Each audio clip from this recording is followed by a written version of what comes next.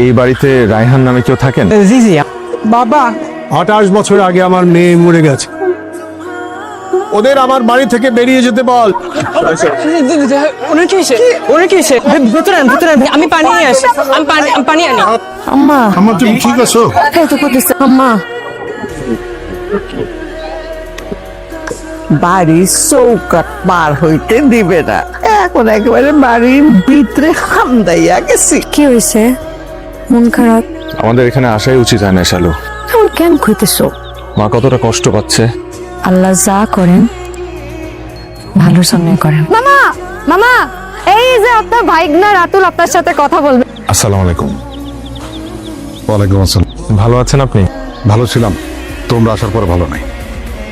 আসলে আমি কখনো মামা বাড়িতে আসি নাই তো, কখনো আপনাদেরকে দেখি নাই তো। ইমোশনাল গল্প তো ভালোই পাচ্ছ।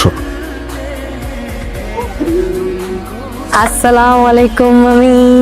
তোমাদের সাথে তো আমাদের কথা বলা নিষেধ, কাউরে আবার করো না। হ্যাঁ, তোমার সাথে যে আমি কথা বলছি। না না মামি, কাউরে কিচ্ছু করবো না। এই বাড়িতে একমাত্র ভালো মানুষ হয়েছেন আপনি।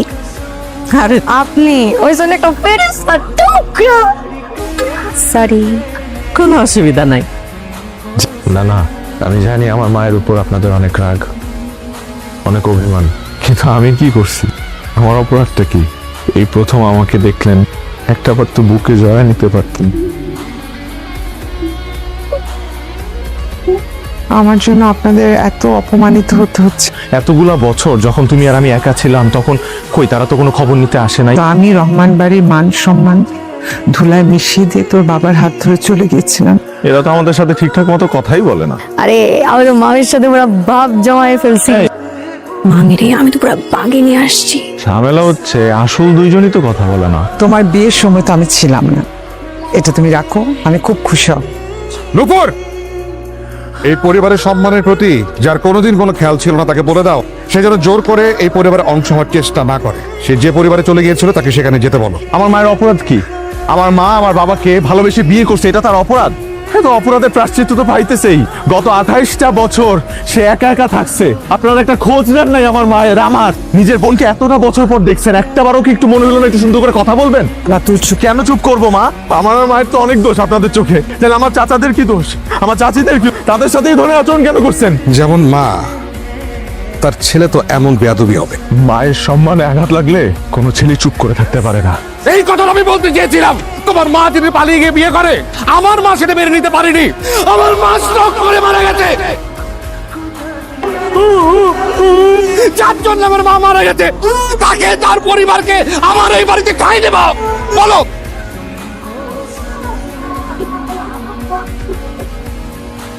তুমি এমনি করো কিছু না না না ভাই, পা টিপে দিতেছিলাম। না, পা টিপতে হবে না, তুমি যাও। এতক্ষণ যে দিলাম তখন তো কিছু কইলেন না। এই পা টিপে কোনো লাভ নেই, লাভ হবে না কেন? এটা কাঠের পা, আমার একটা পা নাই। হ্যাঁ, বাজারে ব্যাগটা দাও, বাড়িতে এতজন লোকজন আসছে। বাজারে যাইতে হবে না, বাজার আমরা করে নিয়ে আসছি। আপনারা কি ভাবছেন এই বাড়ির সবার মন গড়লেও আমার মন কখনো গড়বে না? ফুফুরি ঘটনার পর আমাদের পরিবারে খালি দাদি মারা যান নাই, দাদির এই মৃত্যু সংবাদ শুনে দাদু অজ্ঞান হয়ে পড়ছিল। অজ্ঞান হয়ে পড়ছিল টিনের উপর, পায়ে সেপটিক ধরছে, পুরা পা কেটে ফেলতে হয়েছিল। এই ঘটনার কারণে আমাদের পুরো পরিবার অনেক বড় ধাক্কা খাইছে। আব্বা দাদির মৃত্যু এখনো ভুলতে পারেন নাই, প্রত্যেকদিন কবরে গিয়ে কান্নাকাটি করে। যে তোমার মৃত্যুর জন্য দায়ী তাকে তো আমি ক্ষমা করতে পারি না। দাদির কবর তুই কি কবরটা শেয়ার করার বাবা, ফেরার সময় কবরটা একটু ছুঁয়ে আসবে।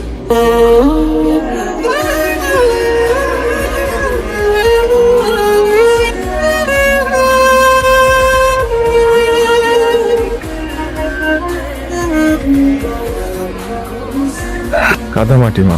এটা কাদামাটি না বাবা, এটা আমার মায়ের ছোঁয়া। আমার মা। আমাদের আসলে এখানে থাকাটা ঠিক হচ্ছে না, চলে যাওয়াই উচিত। রাতুল, রাতুল, তোরা নাকি চলে যেতেছিস? এই বাড়ির মানুষের সাথে কোনো চেষ্টা করে কোনো লাভ নাই। আমি আমার মায়ের অনুরোধে অনেক বছর পর আমার দাদা বাড়িতে গেছিলাম প্রথমবার। আমি ঝাল খাইতে পারতাম না, তারা আমাকে মুখে তুলে খাওয়াই দিছে, কিন্তু তারা একটাবার আমার সাথে বাজে আচরণ করে নাই। কিন্তু এই বাড়ির মানুষজনের তো মনেই ঝাল। আমার জীবনে আমার মাকে আমি সবচেয়ে বেশি সম্মান করি এবং সবচেয়ে বেশি ভালোবাসি। আর মার সাথে যদি কেউ খারাপ আচরণ করে আমি কিন্তু তাকে ছেড়ে দিব না। আমার আপন ভাইটা নাই রে, কিন্তু তুই আমার আপন ভাই না।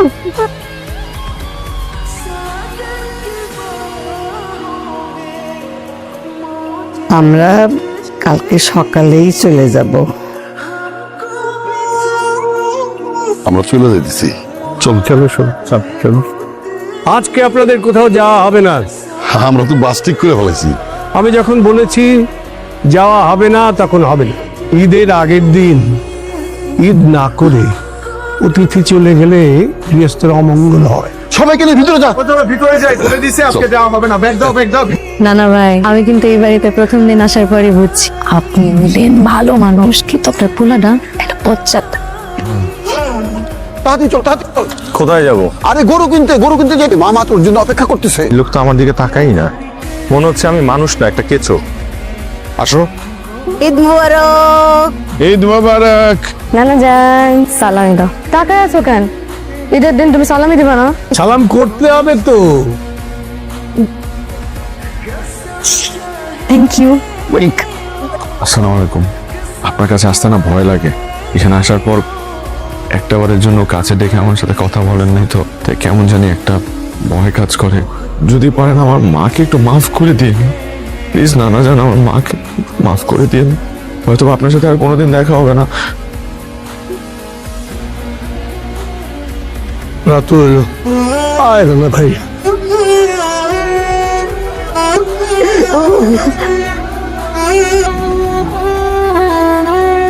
মা, তোর মাকে দে। এটা আমার মায়ের গয়না। বাবা, আমার এই গয়না লাগবে না বাবা। আপনি একটাবার আমার নামটা ধরে একটু ডাকবেন, আমি আর কখনো আপনার এখানে আসবো না। একটাবার আমার নামটা ধরে ডাকবেন বাবা, প্লিজ। আমাকে মাফ করে দিন বাবা। খুব ভালো, সবাই মিলে গেল আর ভিলেন হলাম আমি। রায়হান, আব্বা আজকে অন্তত আমাকে কিছু বলতে দে। বুবুর কারণে আম্মা মারা যাওয়ার পর বুবুকে সবচেয়ে বেশি মিস করতে আমি। বুবু ছিল আমার বন্ধু, আমার খেলার সাথী। রায়হান, না বুবু, আমি তোমাকে কোনোদিন ক্ষমা করতে পারবো না।